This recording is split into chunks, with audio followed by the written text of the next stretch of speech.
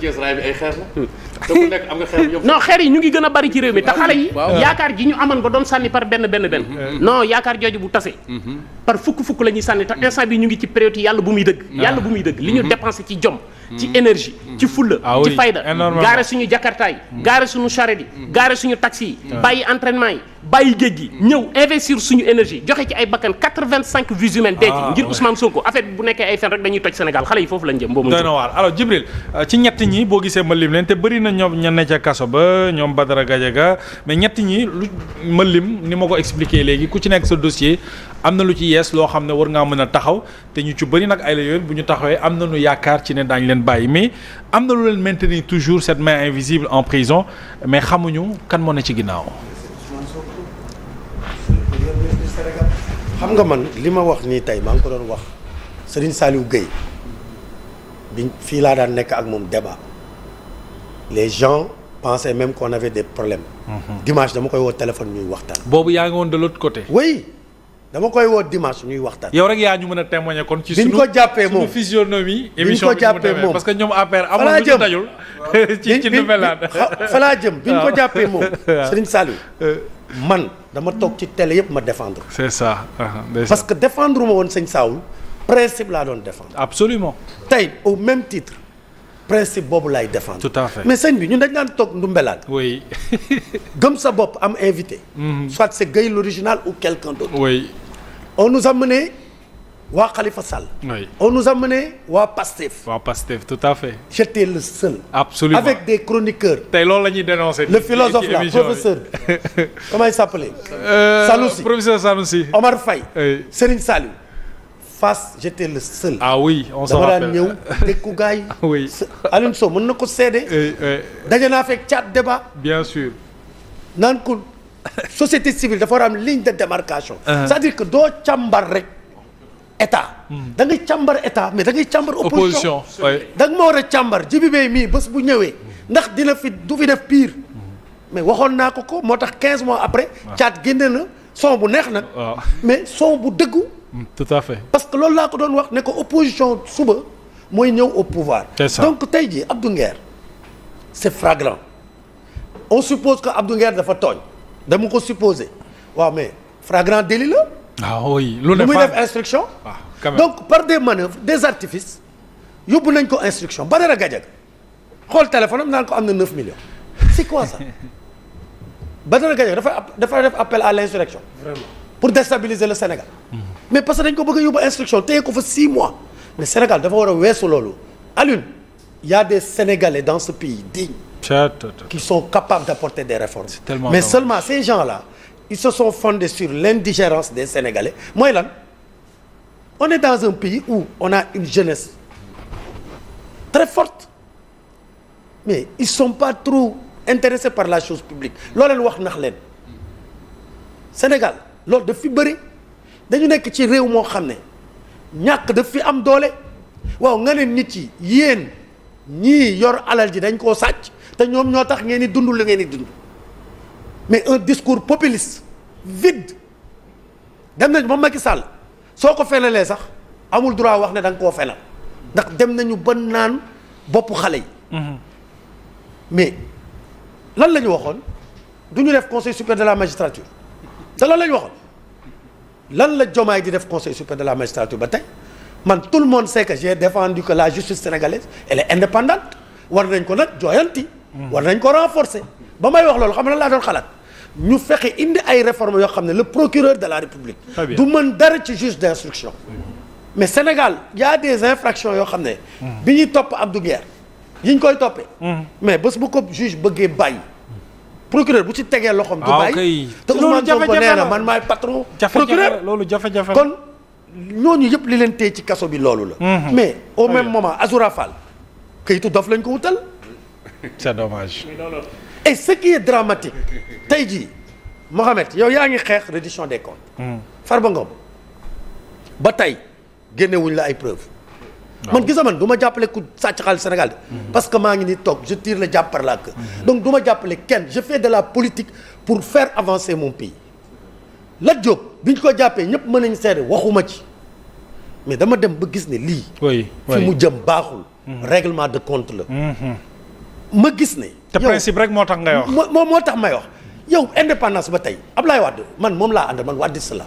il a beaucoup fait dans ce pays Ablaye Wade. Ah oui. c'est un grand monsieur. bien sûr absolument. yàlla na ko yàlla guddal fan. amiin waay.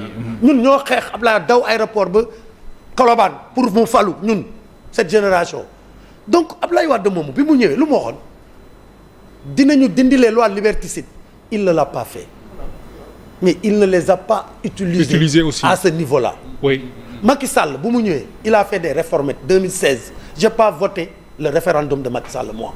Parce que je considère que il pouvait mieux faire pour son pays en termes réformer justice bi dindi ces goulets d'étranglement wàññi doole procureur. Très bien. wala jox ko plus d'indépendance par rapport à l'exécutif ba pare ñoŋal li ñuy wax reddition des comptes malheureusement côté boobu Macky Sall a péché je l'ai soutenu parce que il a fait mieux que tous les autres Sénégalais. Oui. Président.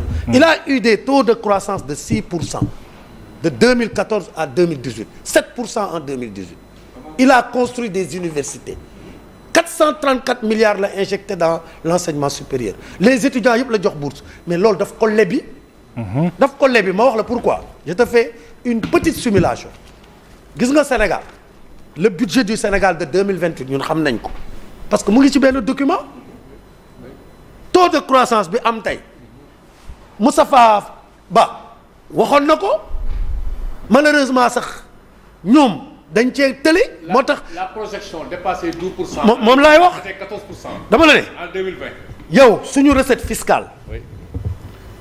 ñu ngi toll ci 4540 milliards pour le budget général loolu rek ngay am la ngay dépensé boo ko ci dépensé 4540 milliards xam nga lu lay dese 516 milliards moo lay dese sa budget général oui. boo defee say dépense état bi fonctionné nga fay salaire 516 milliards moo lay dese moo tax ñoom mënuñu investir da nga leen gis ñu investir yokkuñu dara Sénégal oui. seen 4 moteurs de croissance économique yi amul lenn luñ ci def ils ont investi grand. mais laaj Parce ma que- ñaata laaj ma ñaata. non 2 milliards par mois. oui mais moom laay wax Rapport c'est trimestriel. très faible du 2 dara milliards loolu par kay mois. du dara mooy investir je veux dire dara rek. Sénégal lu koy dese 516 milliards oui. à peu près boo ko jëlee ba 2028 bu ñu jëlee la ñu am ci xaalis ak la ñuy def dépense 1240 milliards moo ñuy dese ci projection yi te du ko sore li am du sore loolu très bien. waaw mais yow boo lebul doo ci génn moom. population yi fu ñuy jëlee électricité kay. da nga leen di wax toog leen ba d'ici 30 ans ma jox leen électricité yow boo lebul da ngay dem Ziguinchor di fanaan foofu parce que amoo pont bak ngay jaar yow boo lebul pont fu ñu du am yow boo lebul université yi nga tabax du am mais yow mi fi nekk tey sax yaa ngi leb. dama ne ma ne jafe-jafe bu ñu am kay suñu- la ngay leb fan nga koy dugal. mais malheureusement ñoom non seulement waaw.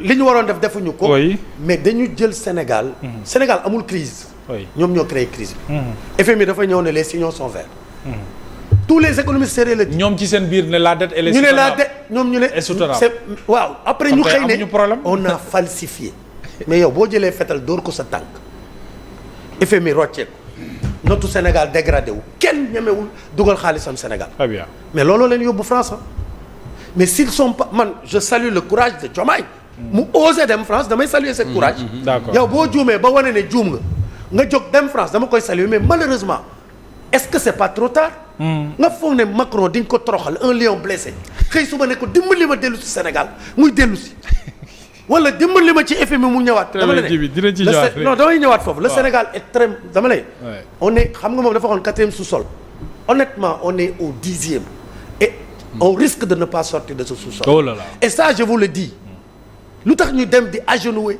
devant le FMI devant Macron lan moo ko indi Ousmane Sonko bi muy wax ak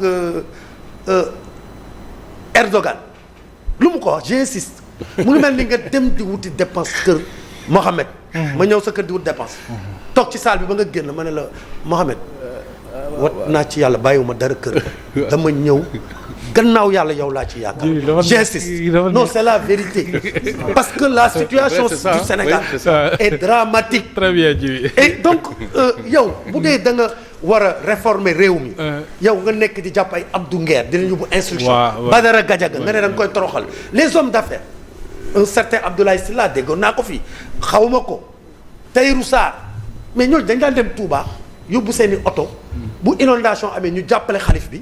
mais ñooñu boo leen xatalee. non ren moom gars yi gisuñu dara. dama ne waxuma ne da nga war rek ku jël alalu Sénégal. au même moment. le premier ministre voyage en jet privé. man j'ai fait une simulation en dehors de ce que Madiambal a dit man maa ko def simulation bi. dugg xool marque bi. traqué ko comme ni ko Madiambal defee mais ça tourne autour de 450 en 10 jours. oui. 450 millions. mais soit daf ko loué soit dañ ko abal bu dee daf ko loué mais dañ ñuy fonto parce que ñun mënuñu nekk au 10e sous-sol yow nga pour ce privilège ngay voyager en avion. alors que mën nga jël avion de ligne man dem naa fi Chine man Djibi Bey woo sama adjoint ne ko boy voyage bi aller bi dafa metti 13 heures de vol après dama sonn. ma ne ko wutal ma place à faire mu woo ma mais DG ma ne mu ne ma foog ñu yokk 1 million de ma ne ko annulé ko barke Serigne Touba. le gars l'a annulé ba pare fàtte annulé na ko mais fàtte na ma ñëw aéroport Chine pour ñibbisi ñu tapé na ma yow nekkoo ci liste bi. pourquoi parce que entre temps changé na ma ne ko annulé ko mu annulé ko mais dugalaatuma ci beneen avion. donc c'est pour dire que nit patriotisme da nga koy am si sa réew. très bien te mënoon naa ko jël parce que. la ligne budgétaire me le permettait. donc yow tey nga jël jàpp Farba Ngom nga ne dafa sàcc waaye yow Sénégal numérique bii mu ngi nii Sénégal numérique des marchés nébuleux marché public nébuleux. pourquoi yow ARCOP. yow da nga waxoon da ngay def appel à candidature. Aliou Sow waxuñu exiger wu ma ko Ousmane Sow buñ ko def ñoo ko waxoon sénégalais yi dinañ juger mais li loi wax ne da nga ko war a def appel à candidature muy les autorités administratives indépendantes comme ARTP comme ARCOP nga jël teg fa ay militants du PASTEF mais xam nga lan lay jur ay nébuleux Sénégal numérique ils ont pris une entreprise française bu tudd Diglash ñëw am ak benn local lay bi fay ñu jox ko pour accès à un logiciel 55 millions par an renouvelable chaque fois jaarul ci benn procédure le premier ministre est au courant de ça français lañ ko jox du diaspora parce que kooku dafa jël un autre sénégalais du diaspora parce que le nouveau directeur qui arrive avec son ministre qui est du diaspora c'est des sénégalais c'est bien. Il arrive on nomme un diaspora à Sénégal numérique il vient il amène plus de 10 personnes cadres qui n'ont jamais travaillé au Sénégal nommé leen ci ay places au Sénégalais jël Sénégalais yi yóbbu au frigo beneen marché excuse-moi. rapidement waaw. audit de la sécurité nos talisman lañ ko jox. talisman Pape Demba moo ko moom ak jabaram moo yor lépp luy seen mbokk la seen xarit ay conflit d'intérêt. très bien oui. donc ces gens-là qui te disent jubal ñu ngi gis yeneen pratiques yu nga xam ne. ministère de la santé. waaw mais des contrats spéciaux. Il y a 30 fonctionnaires qui étaient des directeurs d'hôpitaux man moom politicien la je l'assume que ñu teggi ma c'est normal. bokkuma ci ñoom ànduma ak ñoom mën nañ ma teggi je le salue y a pas de problème. waaw daf ma libérer pour ma politique. très bien parce que un fonctionnaire tu as des obligations. c'est ça donc mais il y a des fonctionnaires. qui n'ont rien fait qui n'ont jamais fait de la politique. des Sénégalais nga teggi leen fa. ils n'ont fait aucune faute. ils ont dañu génne ay 30 directeurs. c'est ça xam bi ñu leen génne nañ leen fa teg. ay boy médecin yu am daaw doctorat. wala daawaati géej. wala ñu nekk en spécialisation. stagiaire ñu defal leen du ñu ay fonctionnaires xam nga ñii ñu ngi leen di fay salaire. ñu defal leen ay contrats spéciaux yi mais moo indi budget masse salariale bu Sénégal yokku de 64 milliards. ñële nag mooy ñun bu ñu xëyee suba dañuy dugg bureau ba toog amuñu bureau. y a 30 personnes yoo xam amuñu bureau bu ñu demee dañuy nuyoo waxtaan tuuti ku nekk dem sa yoon. alors ils mettent des gens qui sont pas compétents. en plus di fayee ko par weer.